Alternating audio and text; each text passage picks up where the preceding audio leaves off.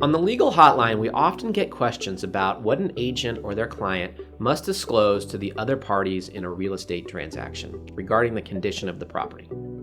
There are actually several sources of law governing disclosure, and they often get confused by agents and parties alike.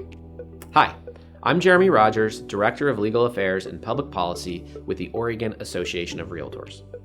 This video is a brief primer on duties to disclose property defects and the source of those duties. We could spend days on this topic, so this video is not intended to be comprehensive. We will follow up with additional videos that go into more depth on each of these duties. So let's get started. When it comes to duties to disclose property defects, there are really four separate duties that you need to understand. First, the seller's disclosures required by Oregon statute. Second, the seller's contractual and common law duties to disclose. Third, the seller's agent's duties to disclose to all parties. And finally, the buyer's agent's duties to disclose to their own client. Now let's start with the statutory seller's property disclosure statement. This is required by Oregon Revised Statute 105.464. You're probably most familiar with this as Form 20 from the Oregon Real Estate Forms Library. Sellers must provide a completed version of this form to every buyer who makes a written offer to purchase, with a few exceptions.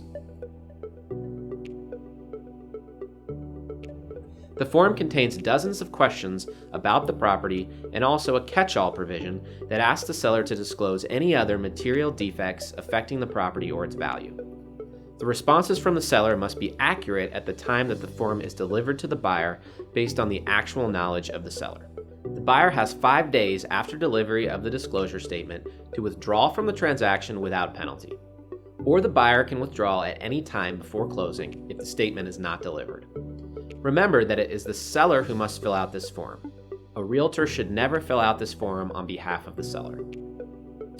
Now let's talk about the seller's contractual and common law duties to disclose. The standard Oregon real estate sale agreement contains a section titled Seller Representations, contained in lines 219 through 243 of the 2020 OREF Form 001. Here, the seller must make several representations about the property, including whether the seller knows of any material defects in or about the property. The seller must also agree to promptly notify the buyer if the seller receives actual notice of any event or condition that could result in making any previously disclosed information about the property substantially misleading or incorrect. This provision creates an independent duty to disclose, separate and apart from the statutory duty, that gives the buyer a remedy through the end of the transaction and beyond the closing of the transaction if the seller failed to disclose or misrepresented material facts about the condition of the property. If at any point during the transaction a seller becomes aware of an event or condition that makes any of the previously disclosed information about the property inaccurate, whether that information is in the sale agreement, in the statutory disclosure form, or otherwise, the seller must promptly inform the buyer. The third duty I'd like to talk about is the seller's agent's duty to disclose to all parties. Seller's agents have a duty to disclose material facts known by the agent and not apparent or readily ascertainable to a party. This is embodied in Oregon Revised Statute 696.805. An agent is not required to inspect the property, but they are expected to use the care and diligence of an ordinary real estate licensee. The selling agent's compliance with this duty keeps them in accordance with their ethical duties and state real estate licensing laws, and it also prevents a later lawsuit by an aggrieved buyer for fraudulent or negligent misrepresentation. Now I want to take a moment to talk about materiality. The disclosure duties we've talked about so far have all referenced material facts or defects in one way or another. The question that you and your client want to answer to determine whether something is material is, would it impact a person's decision to purchase the property or the price that they would pay for the property? If so, the fact is material.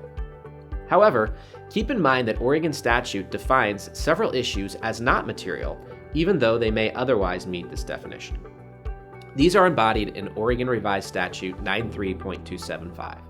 These include the proximity of a sex offender, a death on the property or nearby property, that a neighboring property is deemed unfit for use because of illegal drug manufacturing, the fact or suspicion that the owner of the property has or had a bloodborne infection, or that a neighboring property was the site of a crime, political activity, religious activity, or any other act or occurrence that does not adversely affect the physical condition of or title to the property. Now, the final duty I want to talk about is the buyer's agent's duty to disclose to their own client. Agents owe their own clients the common law duties of loyalty, obedience, disclosure, confidentiality, diligence, and accounting. Many of these duties are also laid out in Oregon statute. The important thing to note about these duties is that there is no materiality requirement. If you think something might at all be important to your own client, you must disclose it. Now, there's so much more to talk about as it relates to disclosure laws, and we've barely scratched the surface. This is an issue that we will revisit regularly on the legal brief. But for now, we hope that this provided a helpful overview to remind you that disclosure duties go well beyond the statutory property seller's disclosures. Well, that wraps up this edition of the Legal Brief. If you have a topic that you'd like covered, shoot us an email at legalbrief@oregonrealtors.org. And if you're not already a member, sign up for the Legal Hotline. For $125 a year, you can have access to qualified real estate attorneys that can help you answer your questions in your transactions. Well, that's it for now, and we'll see you again next month.